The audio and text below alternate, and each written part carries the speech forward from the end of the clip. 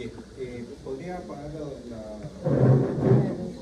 Pues yo creo que casi toda mi vida he sido hipocondríaca, nada más que pues en sí mis síntomas empezaron pues hace muy marcados, hace 2 meses justamente, cuando pues empecé con dolores inexplicables, infecciones que pues según yo no se me curaban, y fui al médico y me mandaron una serie de pues de estudios y todo, y pues en mi cabeza yo ya creía que inmediatamente, sin haberme dado un diagnóstico como tal, yo ya creía que lo que yo tenía era leucemia. Eso fue la primera enfermedad en la cual y empecé a buscar en Google y me aparecía pues lo peor, lo peor. Entonces, sin darme cuenta, me empezaron pues yo misma, ahora sí que según conectar y crear síntomas que no eran, y pues empecé como de alguna manera también a entrar en depresión, ya que no quería comer, me sentía cansada todo el tiempo. Entonces yo ya creía que lo que tenía era leucemia, o sea, eso era definitivamente ya, para mí un diagnóstico. Entonces, pues el doctor, ya cuando volví a hacerme mis estudios y todo eso, me entregaron pues la evidencia de que no había nada. En ese momento me sentí tranquila, pero después, días después, yo seguí creyendo que lo que tenía era leucemia, a pesar de que ya me habían dicho que me diagnosticó, pues no era nada, o sea, estaba sano. Bien, comenzamos entonces. ¿Cuál es su nombre de la paciente? Alejandra. Sí, Alejandra, por acá está el nombre. Ya. Bueno, Alejandra es una adolescente, ¿no? Tal vez una adolescente tardía o una adulta temprana. Bueno, la idea es que ella tiene síntomas corporales, ha ido al médico y el médico le dice que está sana, ¿no? Pero ella tiene una conducta típica, que cuando tiene un síntoma lo consulta en internet. Entonces, ¿cómo se explica que a pesar de que el médico le ha hecho el examen clínico, incluso con pruebas diagnósticas, le ha hecho que está sana, ¿por qué sigue creyendo que está enferma? ¿Cuál es el proceso mental que está funcionando mal? El proceso cognitivo. ¿Correcto? Entonces, a ver, ¿cómo explicaríamos? ¿Es que realmente tiene una distorsión cognitiva? Es decir, razona mal, tiene un problema intelectual, no comprende lo que el médico le dice. Ya, vamos a seguir observando. Entonces, pues me volvieron a repetir, me volví a hacer mis estudios de sangre porque yo aseguraba que lo que tenía era leucemia. Entonces volví a repetir esos exámenes y me volvieron a salir bien. Entonces de ahí se empezaron a generar como otro tipo ahora sí que me empecé a revisar el cuerpo de todo, de la nada. O sea que si me salió un puntito, lo buscaba en Google y ya todo lo relacionaba con la enfermedad de leucemia. Entonces, a lo largo de estos 2 meses me he estado creando varias enfermedades y he estado yendo constantemente al médico a hacerme pues estudios y pues ahora sí que pues todos me dicen lo mismo, o sea, me dan el mismo diagnóstico, que lo que tengo es pues no, o sea, estoy bien y que solamente es ansiedad. Solamente es ansiedad, así le debe haber dicho el médico. Probablemente es lo que ella ha escuchado, ¿ya?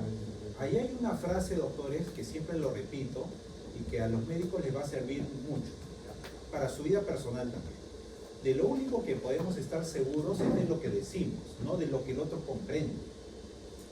¿Ya? Lo único que podemos estar seguros es lo que decimos, pero no estamos seguros de lo que el otro comprendió. Así que en nuestras relaciones sociales, profesionales, siempre hay que preguntar si la persona nos comprendió. ¿Ya? Porque si no nos comprende, estamos creando una falsa percepción de las cosas. Bueno, yo supongo que debe haber consultado más de un médico. Dice, hay varios médicos. Eso en primer lugar son pacientes hiperconsultantes. En segundo lugar, les han repetido pruebas clínicas. Incluso hasta pueden ser pruebas más invasivas, más costosas. Pero sigue pensando que tiene un diagnóstico. ¿Qué diagnóstico piensa que tiene? Leucemia. ¿Ya? Y le han dicho, no, solamente es ansiedad. A ver, entre tener leucemia y tener ansiedad, ¿qué prefiere el paciente? Ansiedad. Pero cuando le dice que tiene ansiedad, ¿cómo se va el paciente a su casa? usted se va bien preocupado. No, doctores, porque le han dicho solo es ansiedad. Ah, solo es ansiedad. Ah, ya, listo, me voy. ¿Ya? Pero el cuadro del síndrome ansioso, doctores, tiene toda una estructura. Por eso que es importante que ustedes le comenten qué significa un síndrome ansioso. ¿Ya? A ver, vamos a seguir escuchando a... ¿Cómo se llama la paciente? Alejandra. Alejandra. Y dices que esos síntomas aparecían desde muy pequeña, el miedo a tener enfermedad. Desde niña, entonces, ¿has tenido ese tipo de miedos o de preocupaciones? Sí, de hecho sí, desde pequeña siempre he sido como que me he preocupado como muy en exceso por mi salud. Incluso anteriormente muchas veces he llegado como a urgencias pensando que pues lo que tengo es como un ataque al corazón o algo por el estilo, y cuando llego pues siempre me terminan diciendo que no, que lo único que tengo pues es ansiedad. Nuevamente, o sea, tenemos a una paciente que incluso ha ido a urgencias. Urgencias son emergencias, pensando que tenía un ataque al corazón. Ahora que ya hemos estudiado el tema, ¿cómo se llamaría ese diagnóstico? Es un síndrome ansioso, sí, pero ¿qué nombre tiene específico? General. Es un trastorno de pánico. Excelente, doctores. ¿Y por qué es un trastorno de pánico? ¿Por qué se confunde el trastorno de pánico con el infarto al miocardio? ¿Por la taquicardia? ¿Solamente la taquicardia? Sudoración, Pensamientos de muerte. pensamientos de muerte. Es decir, la paciente va experimentando síntomas físicos. Dígame, ¿hay que creerle o está inventando los síntomas? ¿Ustedes creen que los pacientes inventan síntomas? ¿Sí? Debe haber, ¿no? Yo supongo. Pero no hacemos nada, doctores, no logramos nada dudando del paciente. Porque cuando usted duda del paciente, el paciente va a utilizar otros mecanismos. Mejor es creerlo, ¿ya? Como debe ser. Entonces, nuevamente le han dicho que tiene ansiedad, pero no le han dicho en qué consiste todo la ansiedad. ¿Y cómo te encuentras tú cuando un médico te dice, mira, lo único que tienes es ansiedad, pero tú vas ahí con esa certeza de que tienes una enfermedad física real y te dice, no, es ansiedad? ¿Cómo te encuentras tú en ese momento? Pues en ese momento pues me puedo llegar a sentir tranquila, o sea, pues sí, ya no pienso nada, pero esa tranquilidad nada más me dura como unas cuantas días, porque después vuelve la misma ansiedad y los mismos pensamientos de, bueno, si no es esta enfermedad, entonces investigo sobre otra enfermedad. Ajá. Es decir, no solamente le viene la idea, o sea, proceso cognitivo, sino le viene el miedo. ¿Qué factor es ese? Afectivo emocional. Entonces, nuevamente, doctores, vemos un mecanismo parecido ¿a qué? ¿A qué trastorno? Cuando hay una idea que nos genera angustia y terminamos en una conducta que se llama compulsión. El trastorno obsesivo. La base de los trastornos somatomorfos son trastornos obsesivos, solo que están alojados en el cuerpo, están direccionados hacia el cuerpo, el miedo a enfermarse. Ahí ya vamos acá. Lo que estoy haciendo es tratar de ponerle nombres y luego ya los voy a integrar. Te lleva entonces a buscar a lo mejor en internet, ¿no? En Google. Muchos pacientes con hipocondría que hemos tenido en Calma al Mar, en el centro de psicología en el que trabajo, se pasaban muchísimo tiempo poniendo sus síntomas en Google, como tratando de encontrar una explicación a eso que sienten. ¿En tu caso también es así? Sí, todo el tiempo estoy buscando en Google a ver cualquier síntoma. Por ejemplo, apenas pues así de curioso estaba viendo mi garganta y me encontré como pues unas bolitas en la garganta, ¿no? Cosa que pues es normal, todo ser humano tiene ese tipo de bolitas en la garganta. Entonces inmediatamente yo me puse a buscar en internet y en internet te salía de todo, que cáncer de boca, que BPH. Entonces pues obviamente me asusté y volví a ir al médico. ¿Y cuál será el final de estos pacientes? Que constantemente van al médico y el médico probablemente le dice, señorita, todas las personas tienen bolitas en la garganta, tal vez esté inflamado. ¿Qué sucederá después? Otro. Claro. Ya, interesante lo que ustedes dicen, porque no es que el paciente busca tener síntomas, sino que el paciente va a estar hiperalerta. ¿Pero hiperalerta de qué? De su cuerpo. Entonces, doctores, ya hemos llegado a una parte del curso donde tenemos que creerle a los pacientes porque el cuerpo tiene su propia lógica, tiene su propia, vamos a llamarle así, su propio mecanismo de explicación. Por eso, dentro de un momento, dos compañeros de ustedes se han ofrecido voluntariamente a leer y ellos nos van a comentar cuál es la lógica. Muy bien, vamos a ver entonces un capítulo que se llama Los trastornos somatomórficos. Bien, vamos a comenzar. Dentro de un momento voy a tener que encender la luz porque voy a trabajar en la pizarra, ¿no? Bien, antiguamente, doctores, en los trastornos físicos, es decir, sintomatología física que estaba asociada al cuerpo, se llamaba hipocondría. Ese es el nombre, digamos, muy antiguo. Pero luego nos vamos entrevistando pacientes y los manuales diagnósticos comienzan a identificar dos tipos de trastornos: el dolor crónico y la percepción alterada del cuerpo, que se llama el trastorno de dismorfia corporal.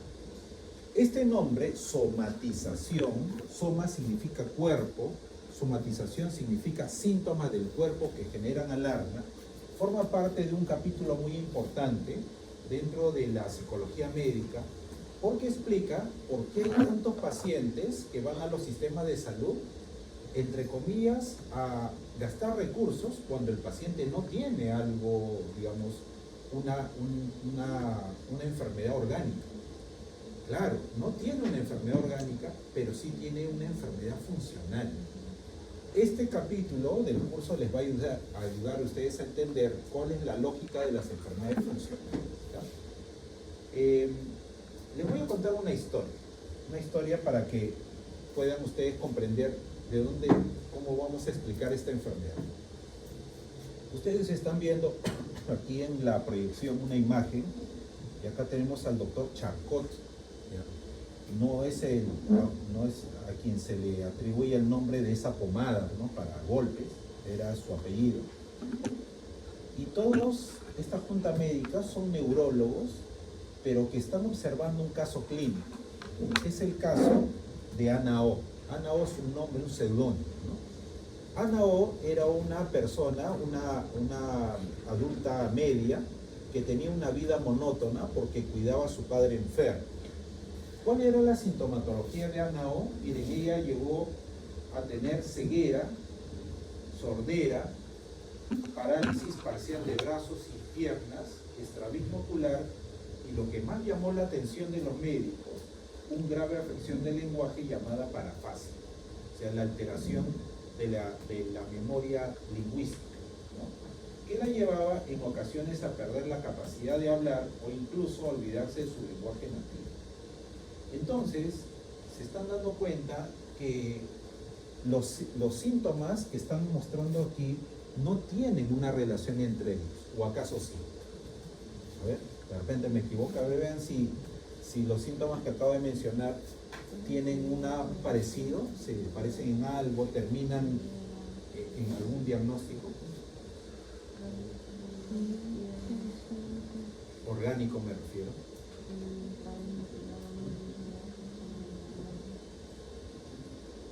¿Encuentran algo que sea común, que representa a una entidad clínica que tiene nombre y que lo desconocemos? Derrame. ¿Una? Derrame. No le escucho a usted. Ah, ya. Bueno, están ensayando. ¿Cierto? O sea, en parte en ocasiones puede llegar a perder capacidad de hablar, más relacionada a la capacidad de hablar, podría ser afasia maníaca. Ya, correcto, una afasia comprensiva. Sí, muy bien, excelente, muy bien, estoy de acuerdo con usted. Y lo del estrabismo ocular, la parálisis de pierna, de brazos, ¿tendrá relación con el lenguaje? No. No, ¿no es cierto? Bien, entonces, doctores, acá viene el primer mensaje, ya para los doctores que están en la última fila.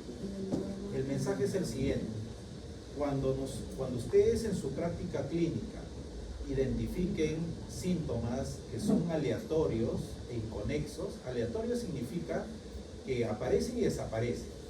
O sea, no está instalado el dolor y no tienen relación entre ellos. Lo más probable es que tengamos al frente un trastorno funcional. Es decir, cuando los síntomas son aleatorios y no tienen relación entre ellos, ya estamos pensando en una enfermedad, en un trastorno funcional.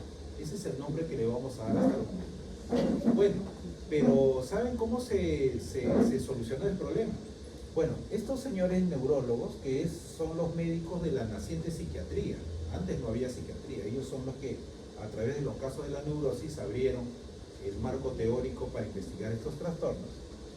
Los sometieron a un proceso terapéutico basado en la palabra, no en la medicación, sino en la palabra, que le llamamos la hipnosis, ¿no? La hipnoterapia es un proceso, digamos, de interpretación de información que nos da el paciente, pero de manera inconsciente. O sea, el paciente habla, pero detrás del lenguaje hay un significado que muchas veces los pacientes no logran reconocer. Después de varias sesiones, Ana O reveló un recuerdo. ¿Cuál era ese recuerdo? Recordó que la niñera que la cuidaba le hizo beber agua del mismo envase en que bebían los perros. Y los perros de esa época no son nuestras mascotas que están bien bañaditas, cuidaditas en nuestra casa, sino eran guardianes, vivían afuera. Entonces ese asco, ese desagrado, lo guardó durante mucho tiempo. Y aquí entonces aparece la base de los trastornos somatomorfos. Cuando un hecho traumático se guarda, se intenta olvidar, luego se va a convertir en síntomas físicos, pero aleatorios e inconexos. ¿No? ¿Se acuerdan cuando hablamos del estrés postraumático? Yo les decía, ¿no? Más o menos creo que les decía, las personas tienen que aprender a hablar de lo difícil que fue esa situación y tienen que aprender a ver el problema así, doctor. Es como una impresora 3D, que la persona va hablando y se va construyendo el recuerdo traumático. Luego tiene que verlo de esta manera, luego tiene que verlo así, de tal manera que cuando una persona habla del problema sin quebrarse, ya está solucionado el problema. Porque los traumas no se olvidan, lo que se hace es disminuir la intensidad del recuerdo. Entonces, seguimos con la misma lógica. Al parecer, los trastornos somatomorfos fueron traumas que no se resolvieron en su momento, que se guardaron y que ahora aparecen como síntomas físicos, pero inconexos. Comenzamos entonces. Antiguamente, doctores, lo voy a escribir en la pizarra, el DSM-4, el Manual Diagnóstico y Estadístico de Enfermedades Mentales en su versión 4, hablaba de trastorno somatomorfo, queriendo decir que los trastornos, que los síntomas sin causa orgánica estaban alojados en el cuerpo, pero que le daban una forma a todo el cuerpo, es decir, que la alteración era el cuerpo en sí. Sin embargo, no es el cuerpo el que se altera, sino es la percepción que tenemos sobre el cuerpo, y por lo tanto el DSM-5 ya no le llama trastornos somatomorfos, sino trastornos con síntomas somáticos.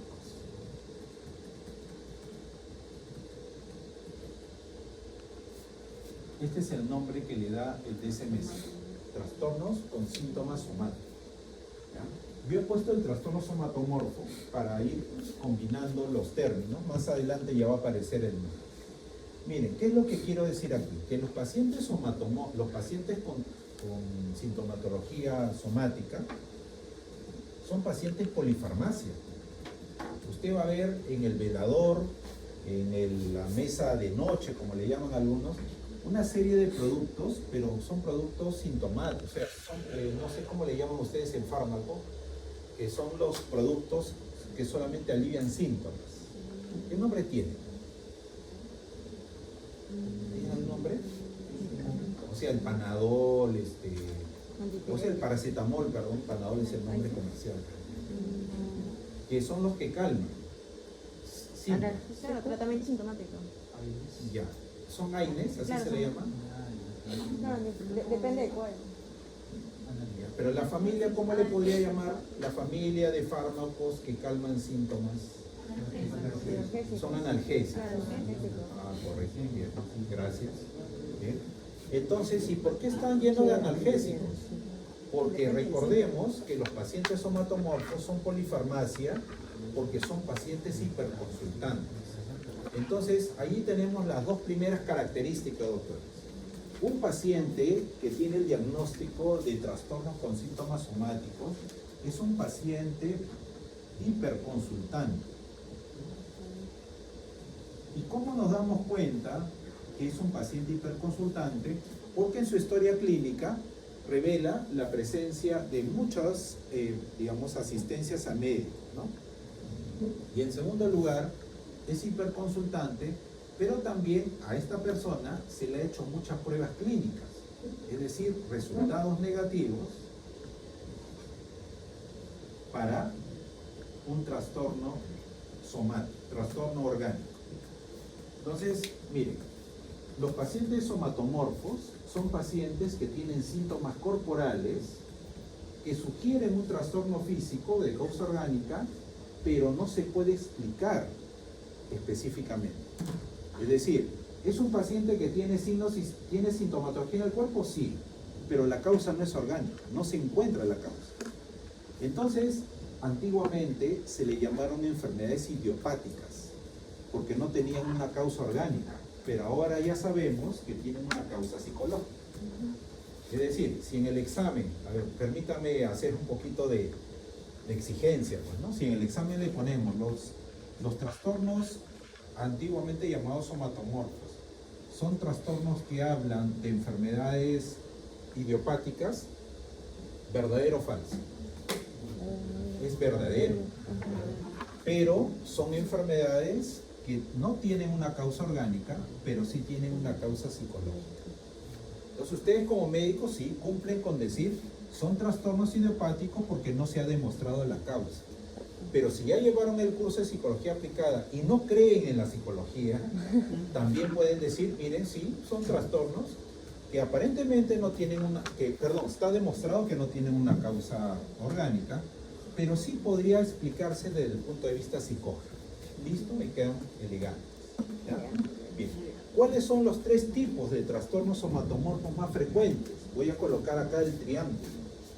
Siempre esta figura geométrica nos ha acompañado en todo el curso. La mayoría de trastornos tienen tres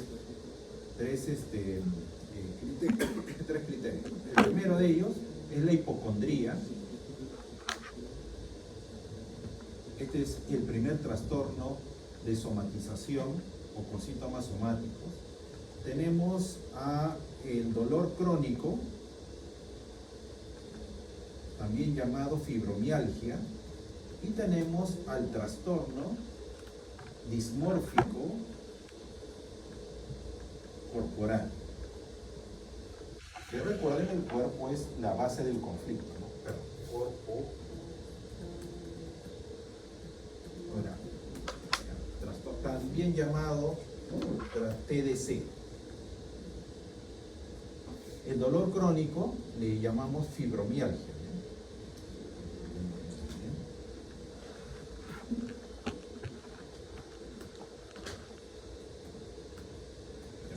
Este es el nombre que le damos nosotros a los trastornos de somatización. Miren, una bonita pregunta de examen se me acaba de ocurrir. ¿Qué relación existe entre el TDC y el TCA? El TCA es el trastorno de conducta alimentaria, que lo vamos a ver la próxima clase, ¿no? Hay una correlación bien cercana. El trastorno dismórfico corporal tiene un ligero predominio en los pacientes masculinos, mientras que el trastorno de conducta alimentaria en pacientes femeninas. ¿Ya? Pero se ha descubierto una relación entre ellos. ¿Qué significa? Que los pacientes que desarrollaron trastorno de conducta alimentaria podrían desarrollar trastorno dismórfico corporal. ¿Por qué? ¿Cuál es la parte común? El cuerpo, la forma del cuerpo y la preocupación por el cuerpo. Además, que las pacientes, y además me estaba olvidando, en el TCA hay dos grandes grupos, ¿no? Los trastornos de conducta alimentaria de tipo compensatorio, que es la bulimia,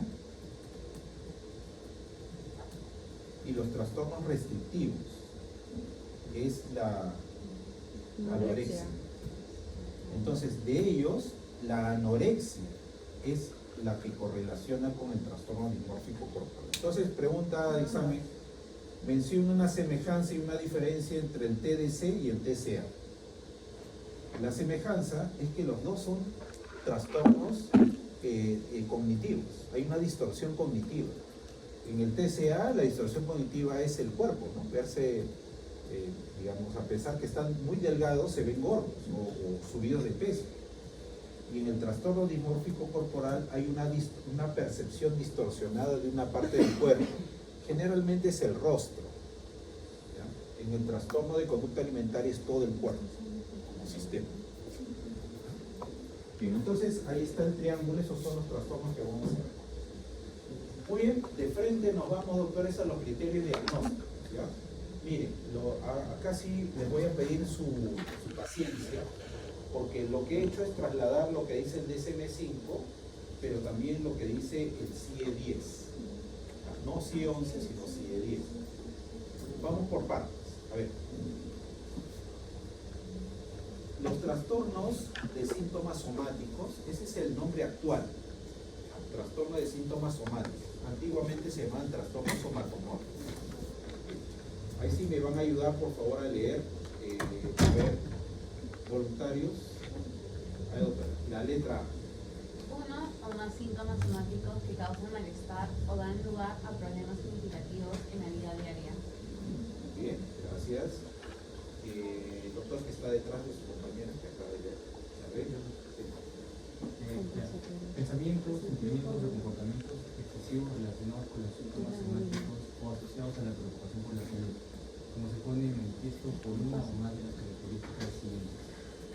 Pensamientos desproporcionados y persistentes sobre la gravedad de los propios síntomas, grado persistentemente elevado de ansiedad acerca de la salud de los síntomas, y tiempo y energía excesivos consagrados a estos síntomas o la preocupación por la salud. muy bien, excelente. Miren, acá creo que, no sé si ustedes perciben que está bien clarito. Primero, que deben haber síntomas somáticos. ¿Cómo es un síntoma somático?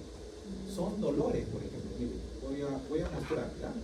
Miren, estos son generalmente los síntomas que tienen los pacientes los pacientes con sintomatología somática.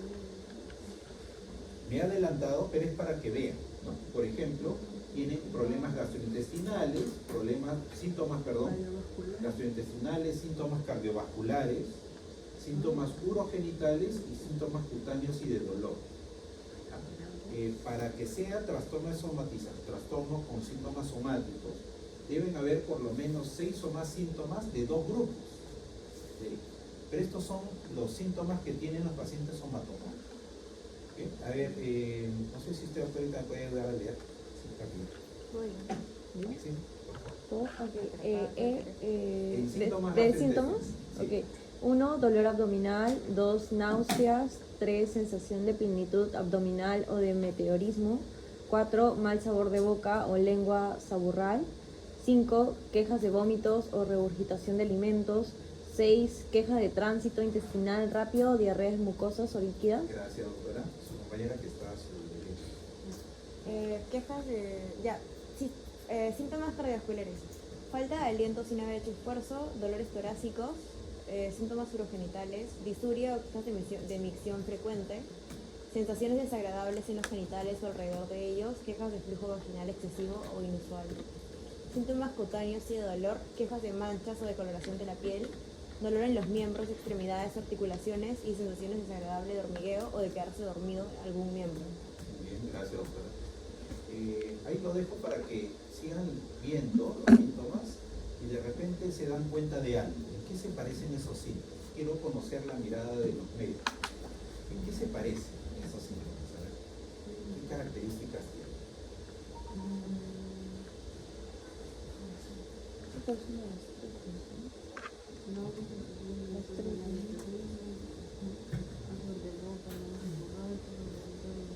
Constante aliento sin haber Con respecto a los síntomas gastrointestinales, es muy parecido a lo que vemos en la alopecia. En ese grupo. Y si lo comparamos con todo lo que viene en adelante, hay dos palabras clave que se repiten. ¿Qué? Quejas. Quejas. ¿Qué es una queja? Queja es una molestia. ¿Y molestia es igual que dolor? No necesariamente. No, porque dolor no ¿Cuánto tiene es dolor? Ojo, yo no tengo la respuesta, estoy indagando con usted. ¿Cómo será? ¿Es igual que un dolor o O sea, escribir en una queja puede ser igual a dolor, ardor, no necesariamente dolor como tal. Pero si está mal y le duele algo, se queja. La queja es la expresión del malestar. Es decir, si vamos a emergencia, yo estoy tratando de entender, a ver, si vamos a la emergencia de un hospital, a emergencias, vamos a la emergencia el 2 de mayo, ¿vamos a encontrar pacientes quejosos o pacientes con dolor? dolor. Ya, pero el quejoso, me refiero a la queja, no me refiero al que protesta, al que cuestiona todo. Ya, yo por lo general he visto pacientes que vienen con dolor, doctor. O sea, el quejoso no va a una emergencia, Va a una consulta. a una consulta. Claro. Ya. Bien, y hay otro tema aquí, otra palabra, sensaciones. Es decir, usted no está viendo un cuadro agudo que necesita una ayuda inmediatamente. Usted lo que está viendo es malestar. ¿Ya? Bien, entonces retorno. Ahí está, ¿no? Dice, uno o más síntomas somáticos que causan malestar o dan lugar a problemas significativos en la vida diaria. Claro, pues doctores, porque los pacientes tienen este malestar todo el día. Entonces, eso les genera un cambio en su vida diaria. Pero también aparecen pensamientos, sentimientos y comportamientos. Miren acá, otra vez la personalidad. Procesos cognitivos que les generan malestar. ¿Y qué hacen con el malestar? Van al médico. Por eso son pacientes hiperconsultantes. Y cuando van al médico, ¿qué le dicen? Acá, pues doctor, mire, estoy viniendo donde usted porque me han dicho que usted es buen profesional. Pero señor, usted ya ha tenido pruebas, sí, pues doctor, pero nunca me dicen que tengo. Que ese es otro de los puntos por los cuales los pacientes pacientes somatomorfos o con síntomas somáticos vuelven al médico. Porque le dicen, señora, tiene ansiedad. Señor, ese es estrés. Pero no le explican qué es la ansiedad y qué es el estrés. Es más, no lo derivan. Porque podría decirle, bueno señora, mire, déjeme revisar su historia clínica. Mire, incluso ahorita me acabo de acordar. Eso fue el año pasado. Más o menos así. Estaba haciendo un trabajo con un grupo de médicos. Y estábamos viendo algunos pacientes, ¿no? Estábamos haciendo una investigación con pacientes juveniles. Y le dijo, a ver, ¿para qué viene, señor? Era un adulto temprano, o sea, sería pues 25 años. Y le dice, doctor, vengo porque tengo ardor al miccionar. Y el doctor le dice, ¿y qué más? Mire, y esto me genera problemas porque tengo que ir al baño cada rato. ¿Y qué más? Y al médico hacía eso, ¿qué más? Y mientras tanto yo escuchaba este sonidito así. En la historia. ¿Qué estaba haciendo el médico? Revisando, doctores. Mire, iba y lo que me sorprendía, ¿cómo lee la letra de su colega? Si la letra no se entiende. Debe haber un formato, supongo que lo hace visible. Sí, claro, entendible, pero visible sí, pero ya. Mire, señor, le digo.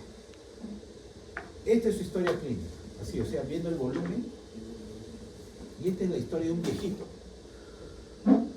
Esta es su historia clínica, usted tiene 25 años, y esta es la historia de un viejito. ¿Qué le está queriendo decir? Que esté igual. Tan joven y con tantos síntomas.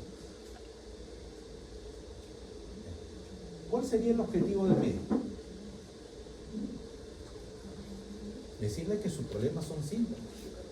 Pero señor, Acá le han hecho todas las pruebas que corresponden y el resultado ha sido negativo. Ahí está. Son pacientes hiperconsultantes y que han tenido resultados negativos en muchas pruebas. Esos son los dos criterios que nos hacen pensar que estamos frente a un paciente somatólogo.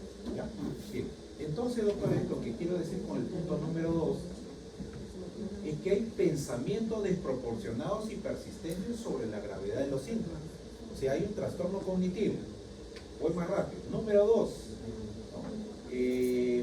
Grado persistente elevado de ansiedad. La ansiedad es un trastorno de qué proceso mental? Afectivo emocional. Excelente. ¿Ya? Y además hay un tiempo y energía excesivos consagrados a estos síntomas.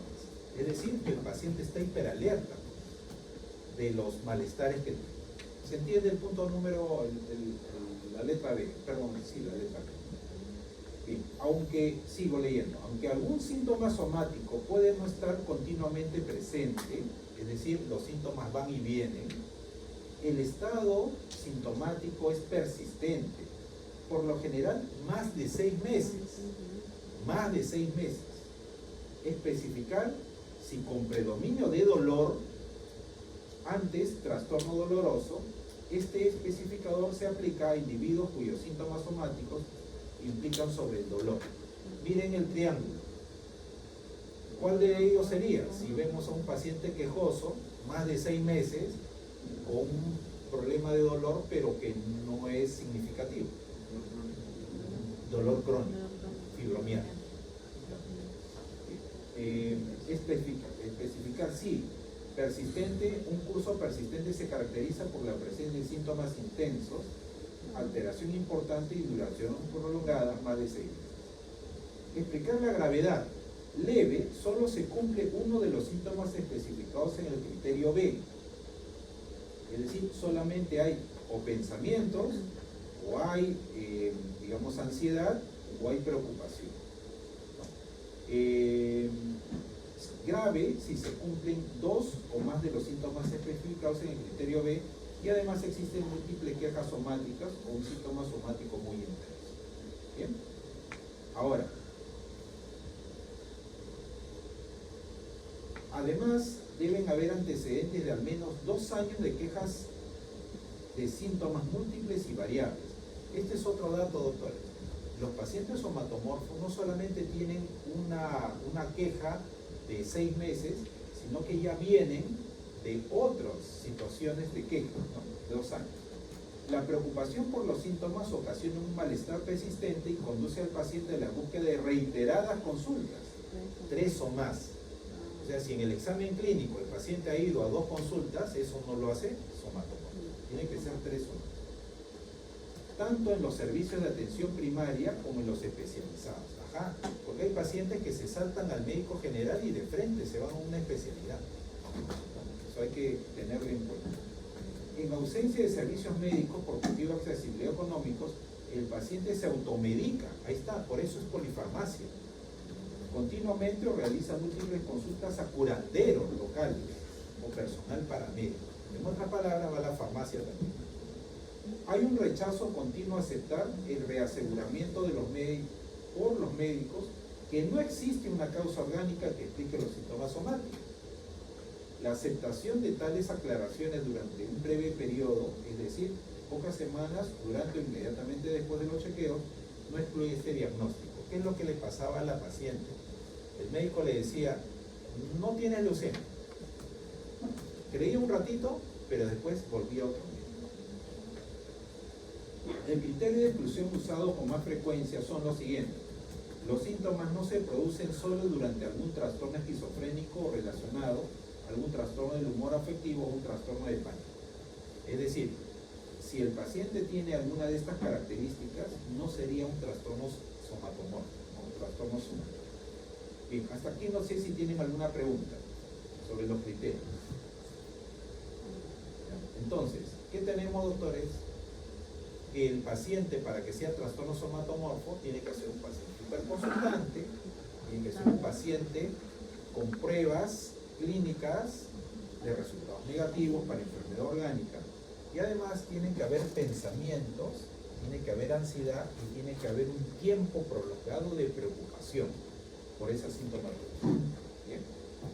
Ahora, ¿cuáles son los síntomas que comúnmente tienen los pacientes somatomorfos? Aquí yo estoy utilizando lo que hemos visto, doctores, anteriormente es el DSM-5, ¿ya? Pero acá estamos viendo el CIE-10.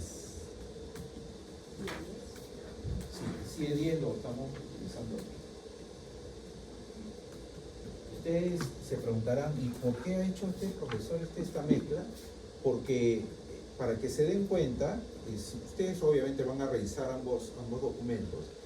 En el primer caso nos dice cuándo es un trastorno con síntomas somáticos y en el segundo caso nos dice qué síntomas tenemos que valorar. Entonces, cuando tenemos a un paciente que tiene estos síntomas, ahora ya está más clarito, ¿no? Tiene los síntomas, ¿cuándo corresponde a un trastorno con síntomas somáticos? Cuando hay 6 o más síntomas, pero tienen que agrupar por lo menos 2 áreas. ¿Ya? Es decir, si son 6, tiene que haber, por ejemplo, 3 de aquí y 3 de aquí, para que sea un trastorno somatológico. Se están dando cuenta que son los 4 grandes sistemas los que se afectan en un paciente con trastorno somatológico. Los problemas gastrointestinales. No sé si ustedes también han tenido estos cuadros, ¿no? Miren cómo se afecta el problema gastrointestinal, los problemas cardiovasculares, urogenitales y los problemas cutáneos y de dolor, ¿no? Con frecuencia suelo reunirme con personal del tópico y se confirma lo que sí, la mayoría de veces sucede en los ciclos, y que también lo he confirmado con el personal de limpieza. Me dicen, profesor, ¿cómo se le cae el cabello a la chica? Así le digo, ¿será una alopecia? ¿Qué será? No sé, un problema que yo desconozco, pero solamente se les cae, me dicen, los parciales y en los finales. Entonces, ese tipo de reacción es una reacción, yo creo que más que una enfermedad, es una reacción, ¿no?, a una acción que sería, digamos, la exigencia académica. Recuerden que la reacción se llama el REI. ¿Se acuerdan de la clase anterior? ¿Qué significa REI? Respuesta. REI, pero no con Y, sino con I latín. Respuesta emocionalmente intensa. Listo. Ahora, voy terminando la clase para entrar luego ya al análisis del caso. Para responder a la pregunta, ¿cómo se hace el paciente somatomorfo? Porque usted dice, a ver, primero tengo que saber si el paciente tiene una enfermedad orgánica o una enfermedad funcional. ¿Cuándo me doy cuenta que es una enfermedad funcional? Cuando los síntomas que trae el paciente son síntomas aleatorios e inconexos. ¿Ya? Generalmente sensaciones y malestar. Esa es la palabra. No hay un dolor, no hay un dolor crónico, excepto que sea más de 6 meses, ¿no? ¿Ya? Ahora, estos pacientes han desarrollado una personalidad, doctores, una personalidad somatomorfa. Quiere decir que el paciente no inventa los síntomas. Y por lo tanto, usted como médico, permítame ser un poquito claro, específico, usted como médico tiene que creerle al paciente. Si usted piensa que el paciente está inventando los síntomas, no va a ayudarlo, ¿no? Porque ese paciente va a ir donde otro médico. A ver, ¿cuál es la causa? Se repite lo que les dije hace un momento, ¿no? Son pacientes hiperconsultantes y que han tenido resultados negativos en pruebas exploratorias, incluso hasta en pruebas invasivas y pruebas caras. Los pacientes somatomorfos se siguen haciendo varias pruebas y obviamente, y esto me lo explicó un médico, una persona que se hace muchas pruebas siempre se va a encontrar algo, pues, pero no es la causa del problema. En segundo lugar, los trastornos somatomorfos son trastornos de la personalidad. Acá está lo que les decía. En el TPT y en el trastorno de somatización, el problema es la personalidad. ¿Qué significa? su forma de pensar, su forma de sentir y su forma de relacionarse. ¿Ya? Además, cuando usted investigue a los pacientes somatomorfos, siempre van a estar preocupados por algo. O sea, no están preocupados solamente de sus síntomas, sino que son pacientes que siempre están en estrés o dicen estarlo desde el punto de vista laboral, familiar. Son pacientes que siempre están, son como, usted le pregunta, ¿cómo estás ahí? Más o menos. Pues nunca le va a decir que está bien. Cuando un paciente me dijo, el día que mi abuelito dijo que estaba bien, ese día se murió. O sea, que son pacientes que viven con esa característica. Bien, acá quiero centrarme un ratito para que se lleven un poquito la parte psicológica, ¿no?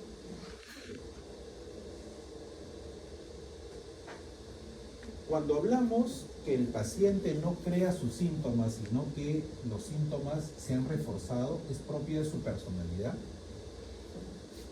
Y aquí aparece un término psicológico muy contundente, que el paciente ha aprendido, doctores, ha aprendido a darle sentido a su malestar, y eso se llama ganancia derivada de la enfermedad.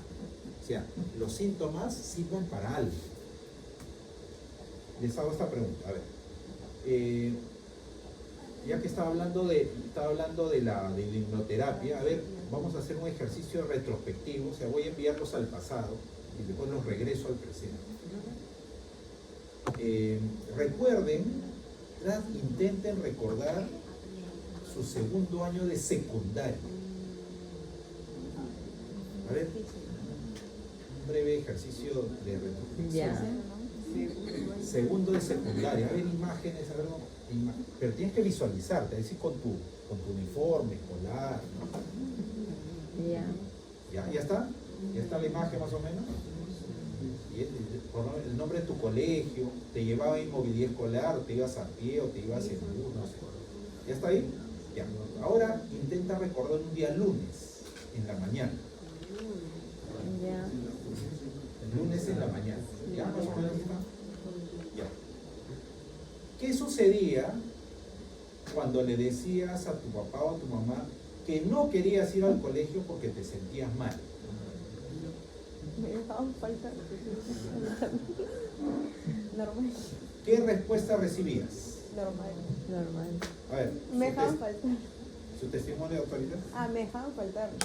Ya. ¿Cuál era la expresión del papá a la mamá? Es que sigue durmiendo. Pero usted se levantaba. Se Sí. levantaba y le decía, no voy a ir. No, me siento mal, no hay la cabeza. ¿Usted recuerda el rostro de sus papás? ¿Se alarmaban, por ejemplo? ¿No? O sea, sí, un poquito. Era como que... ¿Le hacían preguntas? Y me decía, sí, ¿qué tan fuerte te duele? Y luego me decían, ya sigue descansando. Así a descansar. Ya, correcto. ¿Alguna otra persona más bien tenía una respuesta diferente? Me amaban. ¿Sí? ¿Alguien? Por ejemplo, doctora, usted.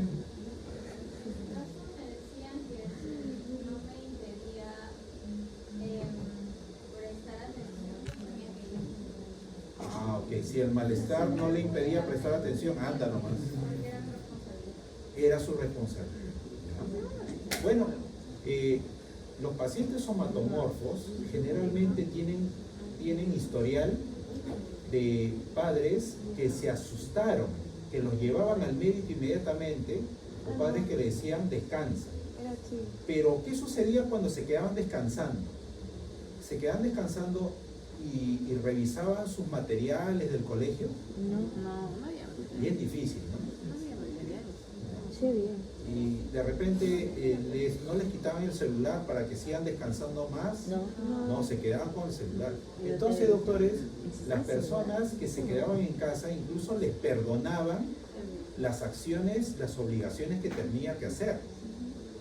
Eso se llama ganancia derivada de la enfermedad. Entonces, doctores, los pacientes somatomorfos no inventan síntomas. Los pacientes somatomorfos han reforzado sus síntomas. Ojo, no estoy diciendo que todo papá que le dijo quédate y duerme va a desarrollar un trastorno somatomorfo. No. Pero si hubo esa característica, además de otros problemas, lo vamos a ver en tu Hipocondríaco. Bien. Acá voy a hablar del modelado punto número 3 lo voy a explicar aquí. A ver, doctores, miren.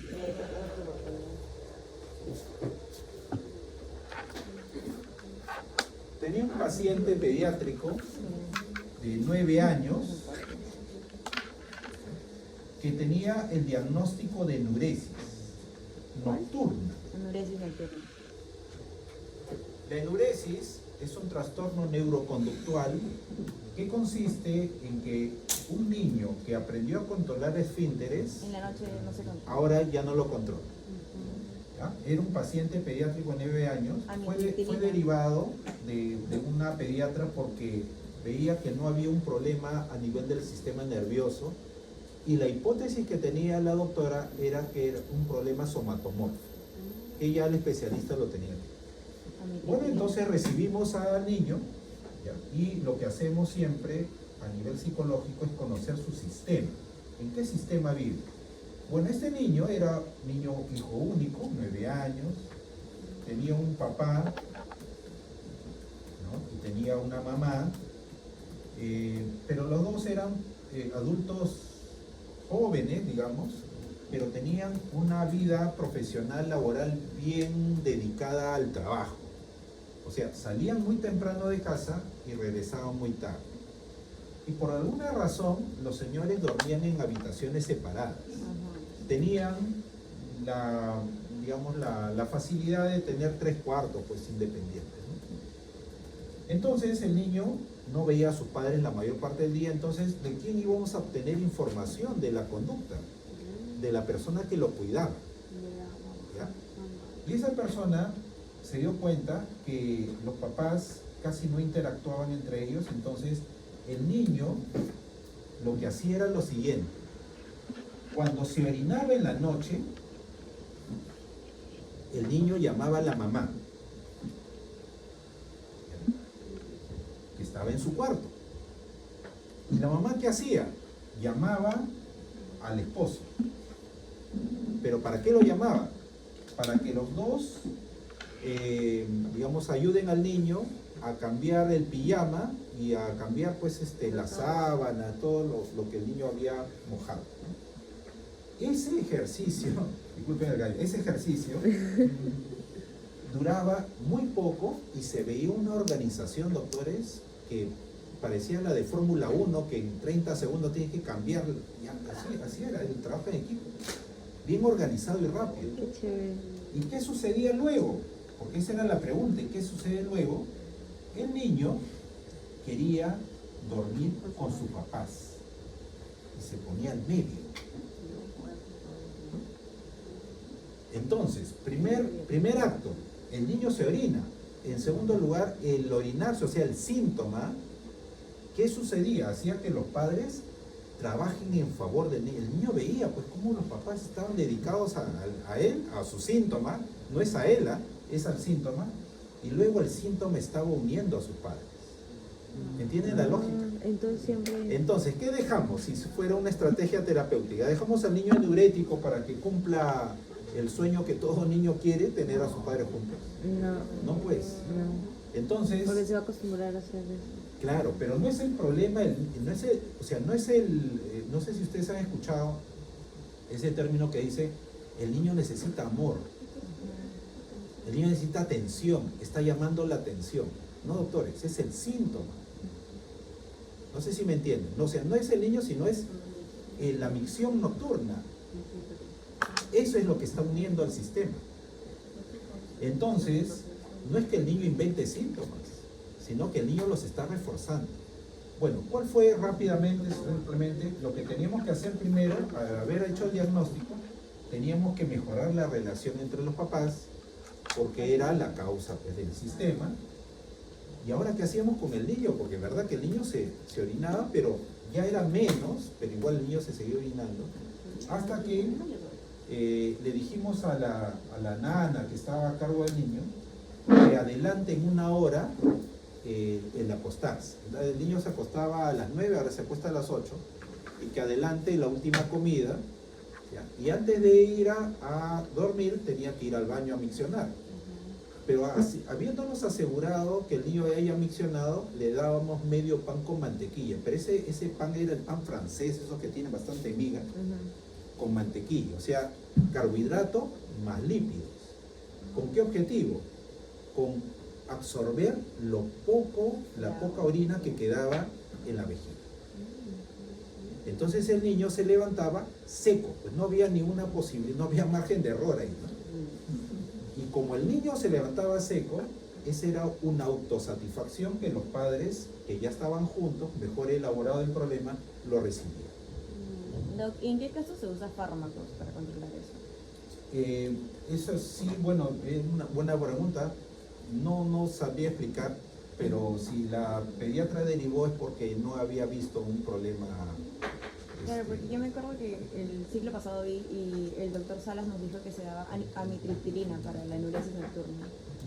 ¿Y esa qué familia de fármaco es? Tricíclicos, antidepresivos tricíclicos. Antidepresivos, bueno. Bueno, sí se entiende, doctor. Claro. Sí. Ahora, por eso, doctores, cuando, no sé, bueno, lo digo a ustedes porque en algún momento supongo que van a tener pues vida familiar, ¿no? Que los niños cuando llaman se aparecen en el cuarto de los papás y el papá pues a veces quiere, un poquito también por el cansancio, quiere que el niño duerma con ellos. Pero el asunto es que la mamá o el papá vaya al cuarto del niño y ahí es donde tiene que dormir. No es en el cuarto de los papás, pues tiene que generar independencia para que el síntoma no vuelva a recrudecer. ¿Ya? Otro aspecto, que estoy hablando de este tema de las experiencias, esto de acá, miren, la familia disfuncional. Este es el ejemplo 1. ¿Por qué el síntoma tiene sentido? ¿Por qué? Porque une a la familia. ¿Ya? Esa es la síntesis.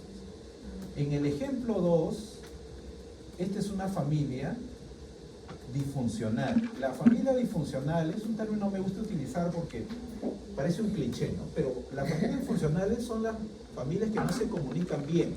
Esa es la esencia. Cuando hay problemas de comunicación, hay problemas de todo tipo.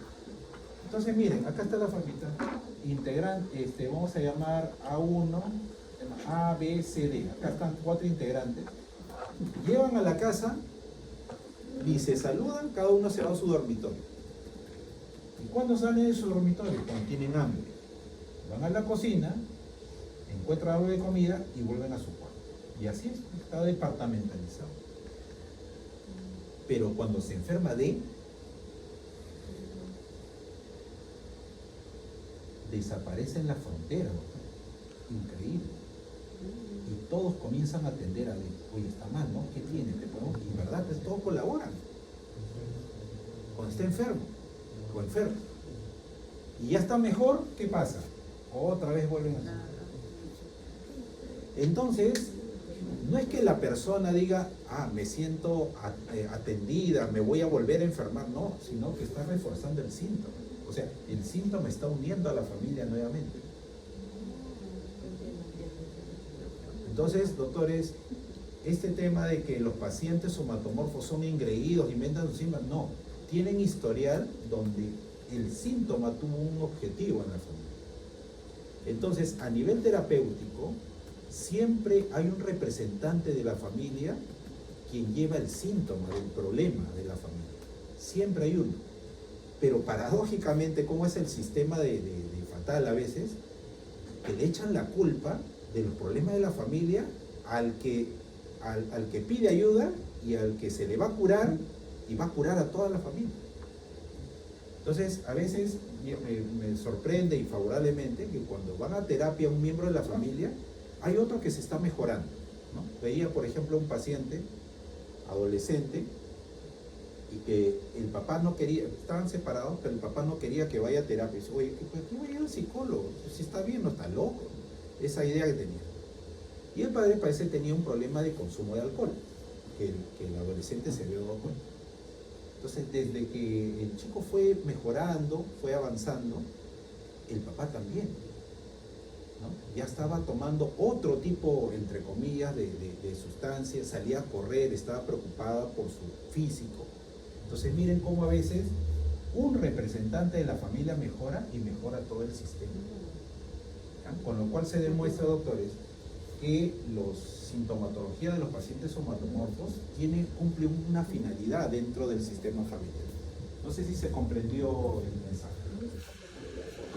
Muy bien, entonces, ¿qué hacemos? Mire, por ejemplo, y con esto ya vamos terminando, estos son los síndromes funcionales más frecuentes que nos dice que no existen enfermedades idiopáticas. Sí tienen nombre. Por ejemplo, en cardiología, ¿cuál es el síndrome funcional más frecuente? El dolor precordial agudo. ¿Cómo es precordial? A ver, ayúdenme. O sea, geográficamente, ¿cómo es precordial? O sea, si hay cordial, hay un pre. ¿Cuál es el pre? Arriba, abajo, atrás, adelante.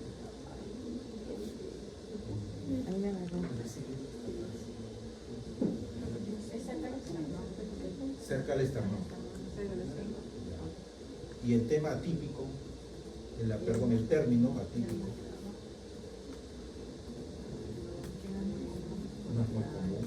Ah, correcto. Miren, en gastro, el intestino irritable. Los pacientes con síndrome de intestino irritable reciben antidepresivos. En neumo, síndrome de hiperventilación. En reumato, fibromialgia, ahí está el triángulo, dolor crónico. En neurología, la cefalea tensional. En otorrino, el tinnitus, ese pitillo que sienten los pacientes y no pueden dejar de sentirlo. Y la ortopedia, el dolor lumbar crónico. El año pasado vi 2 casos, doctores, que yo le agregaría aquí, porque esa es mi comunicación para un congreso. Hay bastante, bueno, he visto 3 casos de personas que tienen problemas en el pie, pero el diagnóstico me he olvidado ahorita, pero tienen problemas para el caminar y en uno de los pies, de la planta de los pies, se inflama un tejido. El nombre, fascia plantar. No sé si ustedes por ahí ingresan a su Bademecum y a ver qué significa. Y el otro trastorno es cuando un hueso siempre tiene una ubicación, pero cuando se sale y regresa, es una subluxación de, aquí se llama temporomandibular. Ya me olvidé el diagnóstico, pero las personas que cuando se levantan abren la boca y ya no regresa a su lugar, o están comiendo y no pueden abrir mucho la boca, ¿no? Entonces, ¿qué hace? Se tienen que ubicar así casi manualmente. En el primer caso de la planta del pie, él era un paciente que era hipertenso. Y yo le decía al médico, doctor, le digo, ¿los problemas sistémicos generan? Sí, me dijo, pero hay que preguntarle cuánto tiempo de hipertenso tiene. Porque no es lo mismo un paciente hipertenso de 1 año que un paciente hipertenso de 10 años. ¿No? Y en el caso del ATM, articulación temporomandibular, eran pacientes que bruxan en la noche. O sea, que rechinan los dientes. ¿Ya? Y en esa paciente, por era femenina, la pieza dental del lado derecho estaba más gastado que del lado izquierdo. ¿Y por qué bruxa una persona en la noche? ¿Cuál será? Algunos dicen no tiene parásitos. Yo escuché también esa respuesta, ¿no? Es porque hay un síndrome ansioso.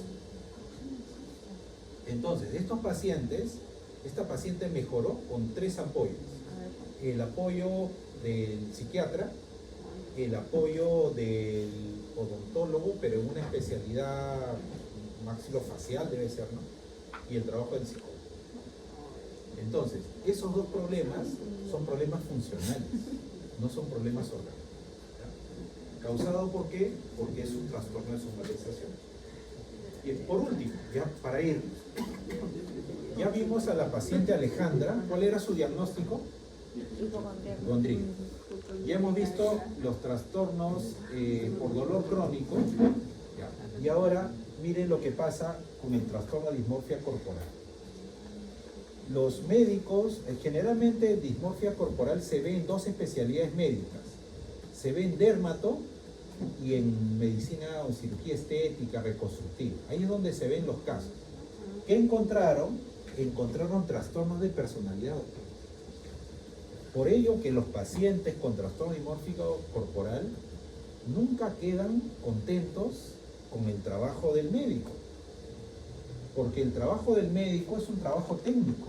Pero ¿dónde está el problema? En la distorsión cognitiva. Siempre va a haber mala operación. Entonces, ¿qué hace el médico? Tiene que solicitar una evaluación, un examen mental de los pacientes que tienen este tipo de... para poder operarse. Porque si el psiquiatra o el médico observa que el paciente tiene una distorsión cognitiva o incluso hasta delirante, ¿saben qué es el delirio? ¿No? ¿Lo hemos trabajado? El delirio es una creencia falsa. Entonces, cuando se ve y ve esa distorsión, para él es real la distorsión, para los demás no. Entonces es un problema del pensamiento.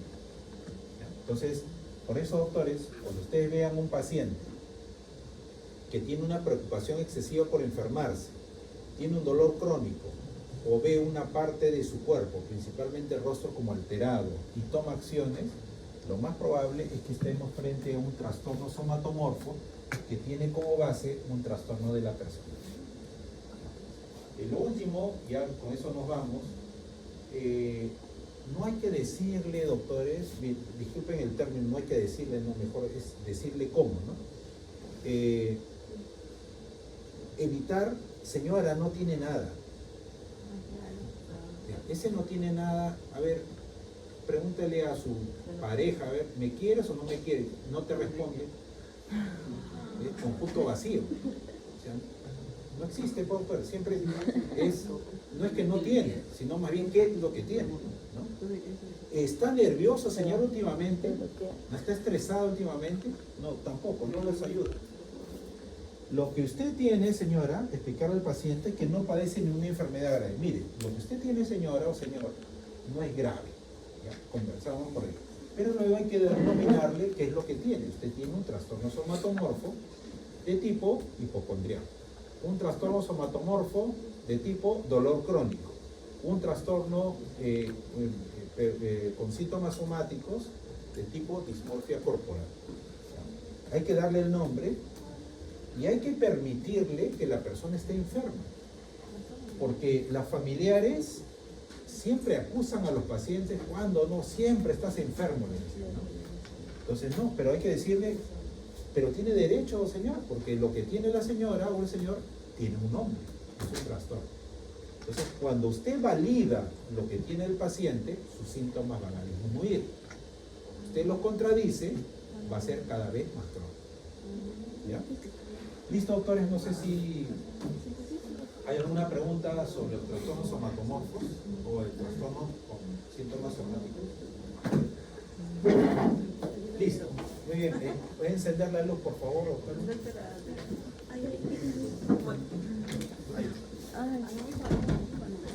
Bien, comenzamos el caso clínico. Los que desean salir un ratito, salen y regresan.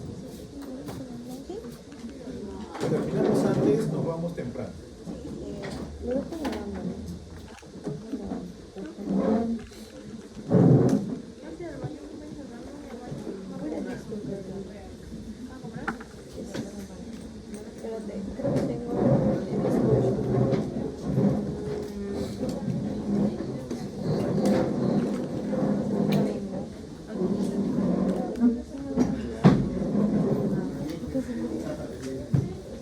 Vamos.